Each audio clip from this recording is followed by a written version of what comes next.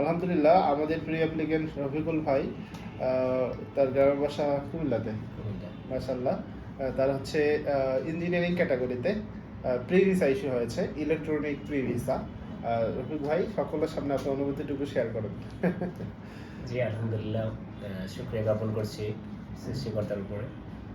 আর হচ্ছে ভালো লাগতেছে আসলে। আমি একটু ফিজিক্যাল অসুস্থ, আপনারা জানেন আমার কুমিল্লা থেকে বাহিরে বন্ধ হয়েছে, একটু ফিজিক্যাল অসুস্থ, তারপরেও মুখে হাসি।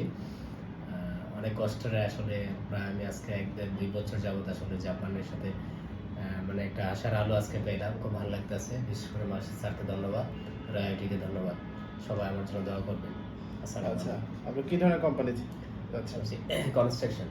আচ্ছা আচ্ছা, এটা হলো কেনসেটসু কোম্পানি, মানে সিভিল ইঞ্জিনিয়ারিং এর কিছু কাজ আছে এই কোম্পানিতে, ঠিক আছে? আপনার বাংলাদেশি টাকায় আর কি কিরকম বেসিক স্যালারি হইতে পারে? বেসিক বেসিক হচ্ছে স্যার আমার ওখানে কন্ট্রাক্ট পেপার 18 মান লেখা ছিল, 1,80,000 ইয়েন। ইয়েন বাংলাদেশি টাকায় মোটামুটি আবার বাংলাদেশি টাকায় মোটামুটি 1,60,000 মতো। ওভার টাইম আছে স্যার, প্লাস ওভার টাইম তো আছেই। বিভিন্ন সুযোগ সুবিধা আছে ওখানে, কন্ট্রাক্ট পেপার লেখা আছে, অনেক ধরনের সুযোগ সুবিধা আছে। আচ্ছা, মাশাআল্লাহ। তো সকলেই ভাইয়ের জন্য দোয়া করবেন, সে যেন জাপানে যেতে পারে এবং এমবাসি ফেস করে ইনশাআল্লাহ ভালোভাবে যেন ভিসাটা নিতে পারে।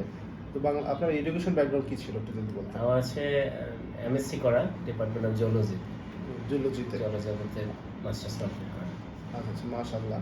তো রফিক ভাই কিন্তু স্টুডেন্ট ভিসায় রিজেক্ট ছিল। অনেকেই জানে, বলে যে স্টুডেন্ট ভিসায় রিজেকশন হলে নাকি জব ভিসায় অ্যাপ্লাই করতে সমস্যা হয় বা সিভি বের হবে কি হবে না, হ্যাঁ, এরকমটা দ্বিধাদ্বন্দ্বের মধ্যে থাকে। তা আসলে বিষয়টা তা না, কোনো ডকুমেন্টেশনে লাগে না, হ্যাঁ, প্রপারভাবে ডকুমেন্টেশন সাবমিট করলে কোনো ডকুমেন্টেশন লাগে না, প্রিভিয়াস রেজেকশন পেপার বা কোনো কিছু লাগে না। তো দোয়া করবেন তার জন্য, যেহেতু সে জুলজিতে পড়ছে। তো বাংলাদেশ থেকে যারা আর কি ডিগ্রি পাস করছে বা অন্যান্য ডিপার্টমেন্টে পড়াশোনা করছে, তারা আসলে যারা গ্রাজুয়েশন করছে তাদের কীরকম অপরচুনিটি আছে ব্যাপারে? জি আলহামদুলিল্লাহ, ইঞ্জিনিয়ারিং জব ভিসা ক্যাটাগরিতে যে কোনো বিষয়ে গ্রাজুয়েশন কমপ্লিট করা থাকলে আপনি এই ভিসা ক্যাটাগরিতে আবেদন করতে পারবেন।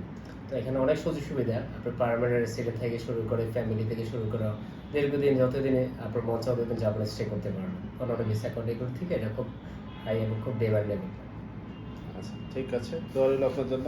ইনশাআল্লাহ আল্লাহ আপনার মনের আশা পূরণ করুন।